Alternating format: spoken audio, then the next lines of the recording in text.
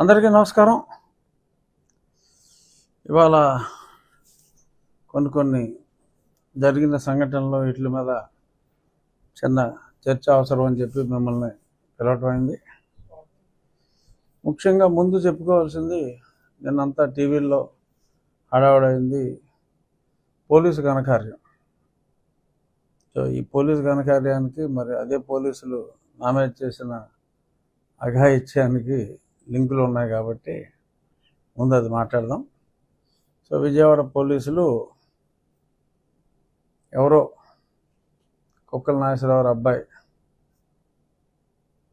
అబ్బాయిని ఒక ముంబై నటి ఏదో ప్రేమించానని చెప్పి చెప్పిందని,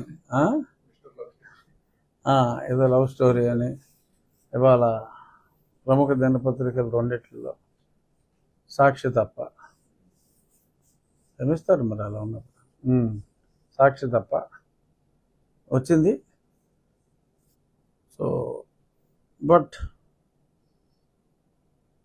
అలాగే ఈనాడు దినపత్రికలో ఒక పారిశ్రామికవేత్త మీద ఈవిడ కంప్లైంట్ ఇచ్చినట్టు ఈ నటి ఇక్కడ ఈ కేసు సెటిల్ అయితే ఈ అమ్మాయితో ఇక్కడ సెటిల్ అయిన తర్వాత ఆ పారిశ్రామికవేత్త మీద ఆవిడ ఇచ్చిన కంప్లైంట్ విత్డ్రా చేసుకుందని చాలా స్పష్టంగా అన్యాపదేశంగా, స్పష్టత ఉంది ఆలోచించగలిగిన వాడికి, అన్యాపదేశంగా ఒక హింట్ ఇవ్వడం జరిగింది. పారిశ్రామికవేత్త మీద ఆవిడ పెట్టిన కంప్లైంట్ ఇక్కడ కుక్కల నాగేశ్వరరావు అబ్బాయి వ్యవహారం అని చెప్పి అరెస్ట్ చేసి సెటిల్ చేసిన తర్వాత అది విత్డ్రా చేసుకున్నారు అంటే సినిమా అర్థమైపోయింది. ఆ పారిశ్రామికవేత్త ఎవరన్నదే తెలుస్తుంది, రేపో మాపో పేపర్లో వస్తుందేమో కూడా. సో ఇందులో నాకు స్పష్టంగా అర్థమైంది, రేపు అందరికీ కూడా అర్థమవుతుందని నేను అనుకుంటున్నది, కుక్కల నాగేశ్వరరావు కొడుకు దీనికి సంబంధం లేదు. ఒక పారిశ్రామికవేత్తని మరి బహుశా ఈ ప్రముఖ నటో లేకపోతే అందమైన నటో వేధిస్తే, తినే ఎవరిని వేధించరు కదా, సరే వేధిస్తే మరి జగన్మోహన్ రెడ్డి గారిని వేడుకుంటే ఈయన ఉసుకో అంటే ఏదో పనులు చేయడానికి పోలీసు వాళ్ళు రెడీగా ఉన్నారు అప్పుడు. సో ఆ వెధ పనులు చేయడానికి రెడీగా ఉన్నా అప్పుడు నాకు సిఐడీలో ఏదో పనులు చేయడానికి రెడీ అయ్యారు కొందరు. ఇప్పుడు విజయవాడ పోలీసులు మరి పైన ఏ అధికారి ప్రభావం ఉందో, బట్ ఆ పారిశ్రామికవేత్త కోసం ఒక ఫేక్ కేసు పెట్టి అక్కడి నుంచి ఎత్తుకొచ్చి మరి వారిని వేధించినట్టుగా, ఏదో కేసు పెట్టాలంటే ఎవడో ఒకటి కావాలి కదా, ఏదో కొంచెం అప్పుడప్పుడు బొంబాయి వెళ్ళేవాడు. సో బహుశా కుక్కల నాగేశ్వరరావు అబ్బాయి ఎవరు విద్యాసాగర్, అతను ఏదన్నా మరి బాంబే అది వ్యాపార నిమిత్తం ఎక్కువ తిరుగుతూ ఉంటాడేమో, వాళ్ళకి కావాలి కదా, ఆ బెజవాళ్ళు ఉన్నోడు కావాలి, బొంబాయి ఎక్స్పోజర్ ఉన్నోడు కావాలి. సో ఆయన షిప్మెంట్ C&F ఏజెన్సీ వాటిలో ఉన్నాడు నాగేశ్వరరావు. ఆయన బతుకున్న రోజుల్లో నాకు మంచి స్నేహితుడు కుక్కల నాగేశ్వరరావు. ఏజెన్సీలు ఉన్నాయి కాబట్టి బహుశా మరి విద్యాసాగర్ని మరి ఎంపిక చేసుకున్నారేమో నేను అనుకుంటున్నాను. I may be wrong, but ఇతను నిమిత్త మాత్రుడు అనేది నా ప్రగాఢ విశ్వాసం. రేపో మాపో డీటెయిల్స్ వచ్చిన తర్వాత ఎలాగో తెలుస్తుంది ఇతను నిమిత్త మాత్రుడు అన్నది. పారిశ్రామికవేత్త కోసం ఈ పోలీసులు ఉసుకో అంటే వెళ్ళిపోయే కుక్కల్లాగా, ఇప్పుడు యజమాని ఉసుకో అంటే కుక్కలు వెళ్ళి కరిచేస్తాయి అవతల, అలా కరిచేస్తున్నారు వీళ్ళు విచక్షణ జ్ఞానం లేకుండా.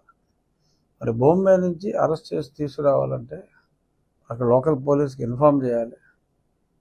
వీళ్ళు నన్ను ఎత్తుకొచ్చినట్టున్నారు, అమ్మాయిని కూడా తీసుకొచ్చి ఆగవేగాల మీద తెచ్చేసారు. ఫ్యామిలీని లేపుకొచ్చారు.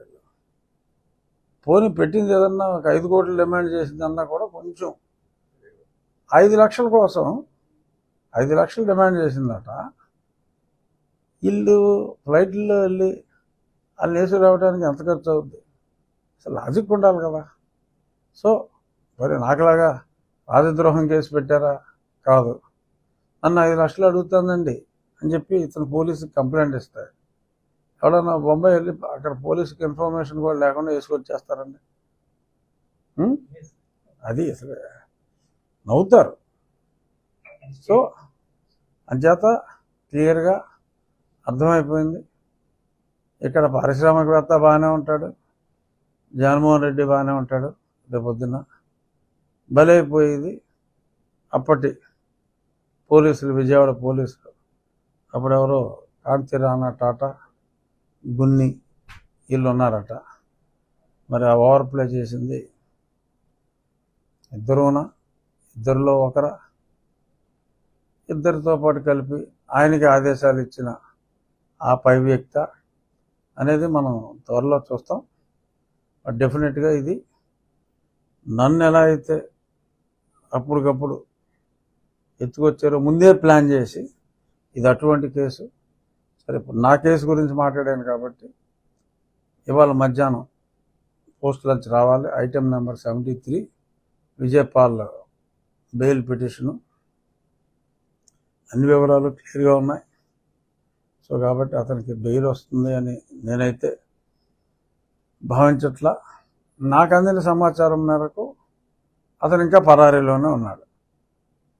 ఎందుకు పరారీలో ఉంటాడు? సో అతను తప్పు చేశాడు కాబట్టి పారిపోయాడు, అందులో ఎటువంటి అనుమానం లేదు. సో ఇవాళ మధ్యాహ్నం తెలుస్తుంది, అది ఏమవుతుందో చూద్దాం. మేబీ 3 గంటలకల్లా తెలుస్తుంది.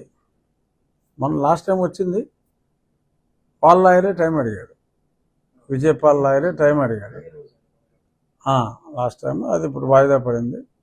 సో ఇవాళ మధ్యాహ్నం వచ్చింది.